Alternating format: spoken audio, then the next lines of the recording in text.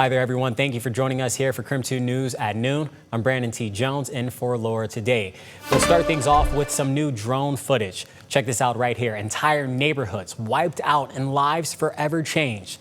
This new video from our KREM 2 drone giving new perspective on the devastating Spokane Area Fires. This is the 7 Mile neighborhood. We got permission to fly the drone without interfering with firefighting efforts. These images showing the full scale of the damage. As of today, all 3 fires are 97% contained, according to fire officials. And of course, a fire can take a home in a matter of minutes, but rebuilding a life can take much longer. This morning, we're showing you one place where that long recovery is already underway. KREM 2's Christian Garza introduces us to the people making sure fire survivors don't have to face it alone. Hundreds of Partners INW volunteers have been working out of this Spokane Valley warehouse, sorting through thousands of pounds of donations, all to help the victims of the Spokane complex fires. Looking around this warehouse, people moving, boxes being sorted, and donations making their way from one set of hands to another. It's almost like a hive, hundreds of people buzzing around with the same purpose, to help. Just all of them? All of them. Okay. Yeah, we're just going to fill up the bag. Arlene is one of them, spending hours of her time doing whatever needs to be done. I just want to help the people. And she's not alone. The people working inside this 60,000 square foot warehouse are helping prepare donations for people who in many cases have very little left. The Spokane complex fires have left hundreds of people trying to figure out what comes next. But here, the goal is simple. All of those bins over there have to be sorted. Make sure they don't have to figure it out alone. And I think it's going to be so helpful for people on the north side to know that we're here forever.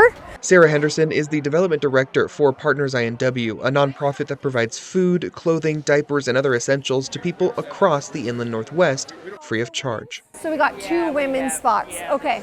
For nearly 5 years, that's been their mission, but recently their work has taken on a new meaning. So we're serving like the greater need of all of those, 75,000 plus displaced people. We're telling them that they can come and get help. Because what was once an empty warehouse is now packed with tens of thousands of pounds of donations brought in by people who wanted to do something. I mean, I can't believe that it's actually full, but. And then people like Arlene turn those donations into something useful, one bag at a time. When you came in here and you saw kind of piles of stuff, what was going through your head?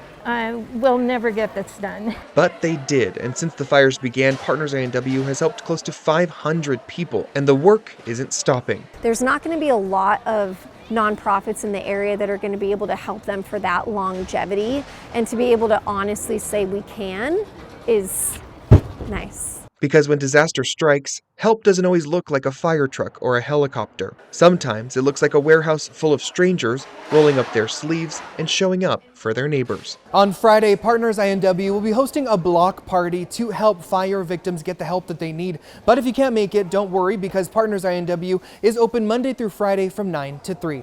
In Spokane Valley, Christian Garza, KREM 2 News.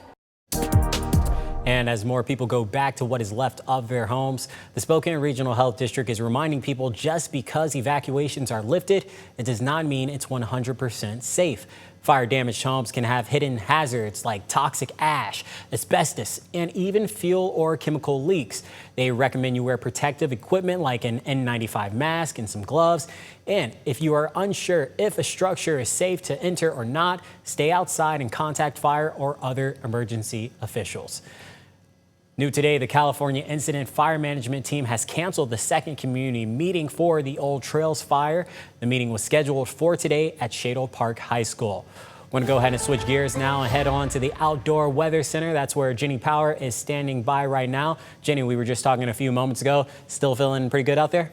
Oh, yes, Brandon. I've stepped out here to the Outdoor Weather Center. The sun is shining. We've seen big improvements, too, when it comes to our air quality conditions. As I've stepped out here, it's 74 degrees in Spokane. The sun is shining, and there has been a little bit of a northwest breeze at about 12 miles per hour sustained. So a light, pleasant breeze if maybe you're trying to take a walk on your lunch hour or you're just running out to go get some food. 76 degrees is where we're at in Coeur d'Alene. We're at 80 degrees right now in Omak. Some upper 70s across Moses Lake and Othello. Idaho.